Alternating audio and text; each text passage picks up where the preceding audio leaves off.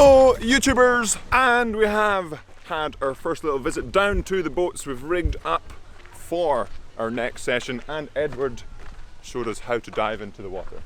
Very poorly. But a little bit of recovery after the lovely travel day back from Germany, Duisburg. I'm not sure what day the vlogs will be posted, just because of the excellent internet we have here. So it might be a bit slower to update, maybe the next day or whatever, but we're back in Spain. We're in Banyoles, and it is time, like I said in Monday's video, time to get the head down and see how fast we can make the boat. But now, since we've rigged up, it's time to fuel up, because remember, food is fuel. So we'll see you after fueling up, and then we'll let you know what we're doing for camp.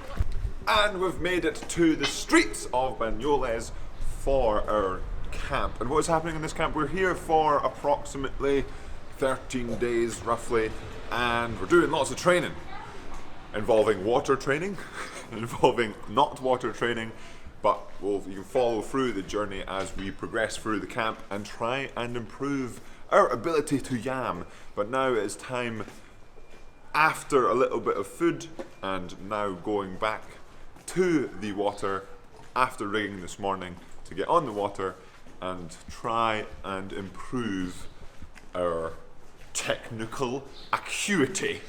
Oh yeah! And we've made it to the boat over here, and it's time to get on the water, so let's get to it.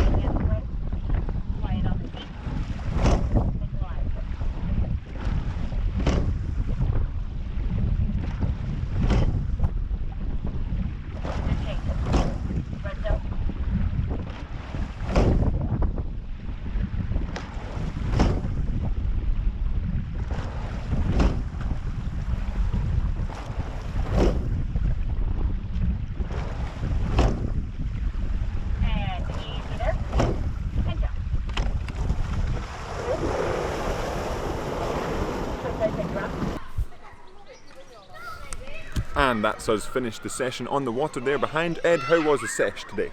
It's nice and hot, nice and... It is significantly hotter here than in Henley. Yeah.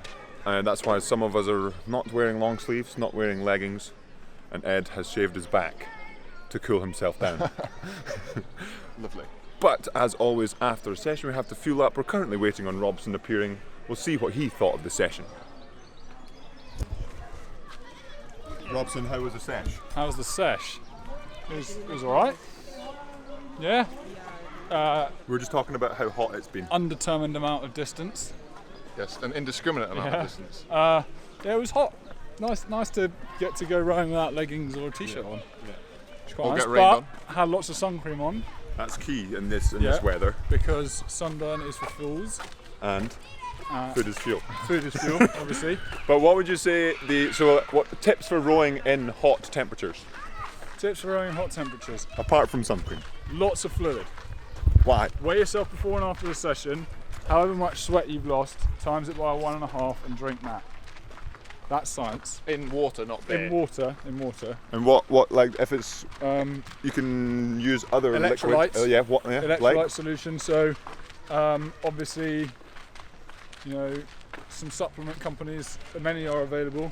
I prefer using Science and Sport Go Electrolyte, or blackcurrant flavour. Or you could just use some salt and squash. Aye. I would say the biggest thing would be try and cover up if you can. Wear light clothing, not tight clothing. Yeah. Light and loose. If it's really, really hot, take a long sleeve or take a short sleeve and dip it in the water. Yeah. Almost every time you turn. Yeah. And put it on, you'll feel cold, and then by the end of the leg, you'll be like, oh, I want to do it again. Yeah. Or like when we went to Varese for Worlds in 2014. Oh, big It name. was clang. It was really hot and really humid. So we were obviously not trying to get a tan and not trying to like have fun. You're there to do a job.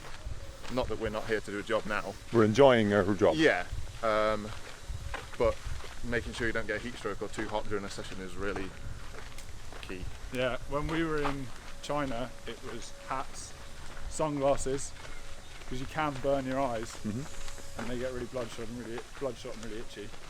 Yeah, long, loose clothing. Like some of the guys were going rowing in like super light hoodies. Jack Godson K, he was in your 8 last year for Henley. He had this cowl one, yeah. like hoodie that he wore. That's what I've got. There's a couple of like white long sleeves. Lots of brands out there. You can just go into like Sports Direct and get like a loose white or light coloured long sleeve, and like they're saying, dip it in the water. As long as the water's clean as well. Yeah. To make sure like clean enough. Don't dip it in the Thames. You don't want to drink that water, probably. Any other tips for warm weather rowing? Don't go out in the middle of the day. Don't go out in the middle of the day. Yeah, I raced in Croatia a couple of years ago, and our race was at like midday. And like my sliders melted when they were on the dock. It was so hot. You took like 8 strokes in the warm up and had to stop, dip your hat and the t-shirt in the water and put it back on.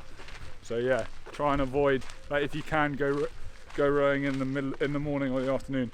If you have to go racing in the middle of the day, then try and get your body used to it. That can take a while. Yeah, it takes like 7 days of actually like consistently doing it to get used to it. But that's only if you have to. If you're just out there training, try and stick to mornings and evenings. But that's all stuff you can talk to with your coach and discuss, and make sure that you're all on the same page and taking care of your body.